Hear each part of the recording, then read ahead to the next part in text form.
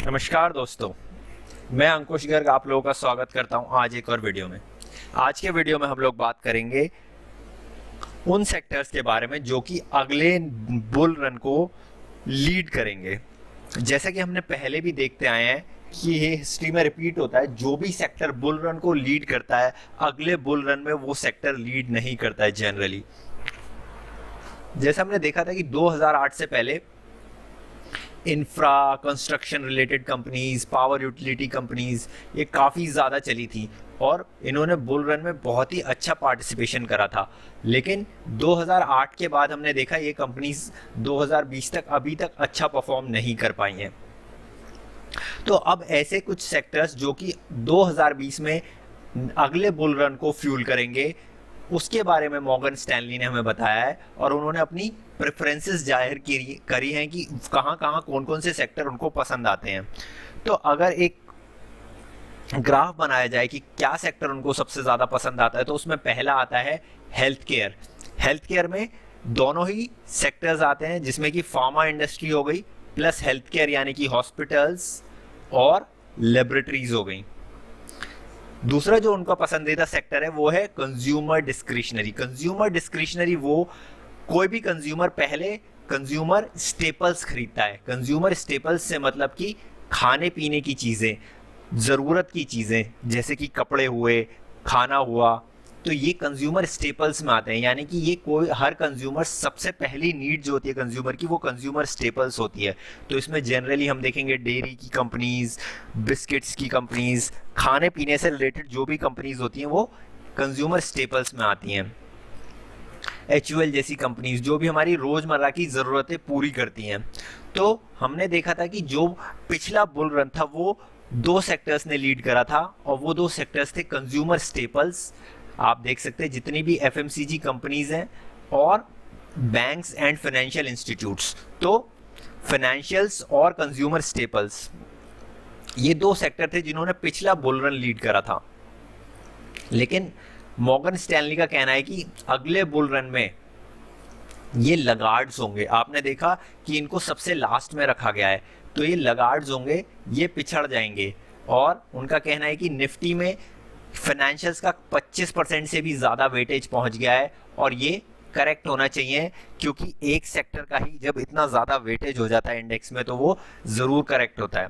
तो बहुत ही ज़्यादा ओवर ओनरशिप आ गई है यहाँ पे, हर आदमी के पास केवल बैंक के ही शेयर्स हैं। सिमिलरली उनका कहना है कि अगर हम बात करते हैं कंज्यूमर डिस्क्रिशनरी और हेल्थ केयर की, तो ये दो सेक्टर्स है जो जहाँ पे बहुत ही अंडर ओनरशिप है, यानी कि बहुत कम लोगों के पास ये शेयर्स हैं। और ऐसे ही शेयर्स ज़्यादा चलते हैं जब बड़े प्लेयर्स या स्मार्ट मनी इन स्टॉक्स को पिक करता है और फिर ये एक लंबे बुल रन में जाते हैं। जैसे कि पिछले बुल रन में हमने फाइनेंशियल और कंज्यूमर स्टेपल स्टॉक्स को दौड़ते हुए देखा था और इनके वैल्यूएशंस बहुत ही महंगे हुए थे। कंज्यूमर स्टॉक्स अभी भी जनरली 70 to 80 के पीई पे हम लोगों को अवेलेबल हैं। तो ऐसा मानना है मॉर्गन स्टैनली का, और उन्होंने कुछ ऐसे स्टॉक्स भी बताए हैं जो कि आप इन सेक्टर्स में ध्यान रख सकते हैं। उनका जो कहना है मेन जो दो सेक्टर्स चलने वाले हैं वो है health care and consumer discretionary. और ये मैं शॉर्ट टर्म के लिए बात नहीं कर रहा हूँ, ये मैं लंबे बुल साइकिल के लिए बात कर रहा हूँ जो जनरली 7 to 8 ईयर्स से 10 ईयर्स तक चल सकती है। बीच में करेक्शंस आएंगे लेकिन वो माइनर करेक्शंस हो सकते हैं जिनको हम पुल बैक कहते हैं, लेकिन ओवरऑल जो ट्रेंड पॉजिटिव उनको लगता है वो इन स्पेसेस में लगता है। उसके बाद उनका जो पॉजिटिव नज़रिया है वो एनर्जी के ऊपर है, कंज्यूमर सर्विसेज के ऊपर है, मटेरियल्स के ऊपर है, इंडस्ट्रियल्स के ऊपर है, टेक्नोलॉजी भी आप देख रहे हैं कितना पीछे उन्होंने रैंक करा है, और यूटिलिटीज़ को भी काफ़ी पीछे रैंक करा है। तो सबसे ज़्यादा जो बुलिश है वो इन दोनों सेक्टर्स के ऊपर हैं। इन सेक्टर्स से रिलेटेड उन्होंने कुछ पसंदीदा स्टॉक्स भी बताए हैं अपनी। सबसे ज़्यादा वो फोकस कर रहे हैं हेल्थ केयर सेक्टर पे। तो उनका कहना है कि उन्होंने कुछ स्टॉक्स हेल्थ केयर से रिलेटेड अपने वॉच लिस्ट में डाल दिए हैं, जिसमें से कुछ मेन स्टॉक्स हम लोग डिस्कस कर लेते हैं। उसमें से 3 स्टॉक्स जो कि उन्होंने मेनली कहा है कि उनकी वॉच लिस्ट में है और वो इनमें पोजिशंस बना सकते हैं। वो उसमें से पहला है सन फार्मा, दूसरा स्टॉक जो उन्होंने बताया वो है अपोलो हॉस्पिटल्स, ये इंडिया की सबसे बड़ी हॉस्पिटल चेन है, ये इंडिया की सबसे बड़ी फार्मा कंपनी है। और तीसरी कंपनी जो उन्होंने बताई है वो है ल्यूपिन।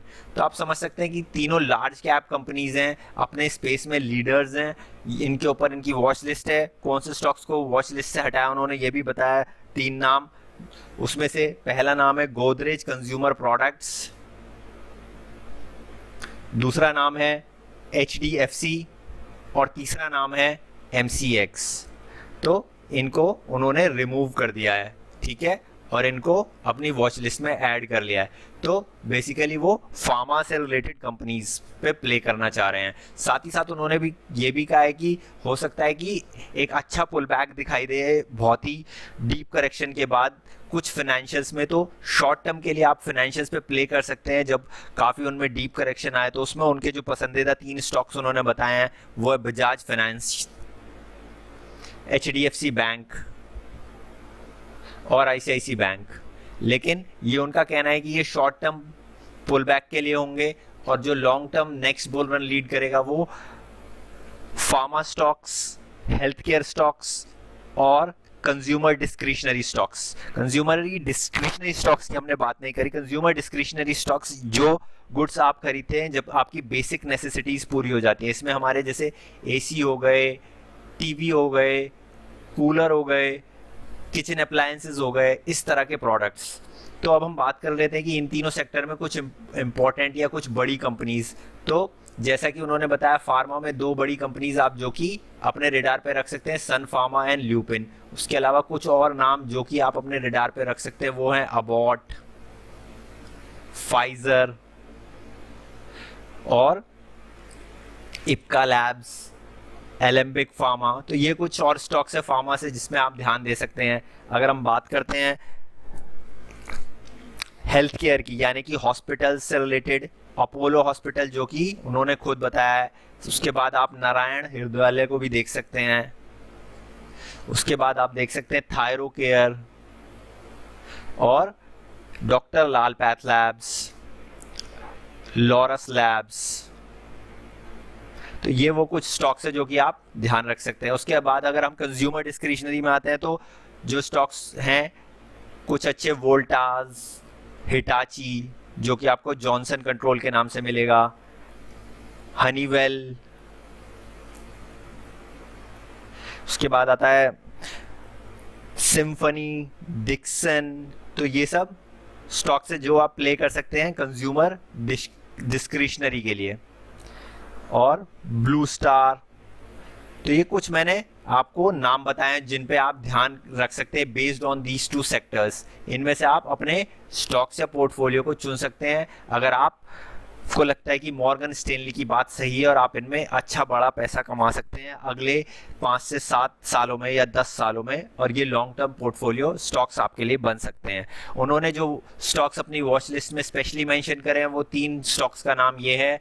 तो आप अकॉर्डिंगली डिसीजन ले सकते हैं और अपना पोर्टफोलियो बना सकते हैं। आज के वीडियो में इतना ही था। वीडियो पसंद आए तो लाइक और शेयर जरूर करिएगा और चैनल सब्सक्राइब करना नहीं भूलिएगा। वीडियो देखने के लिए बहुत बहुत धन्यवाद। Thank you so much.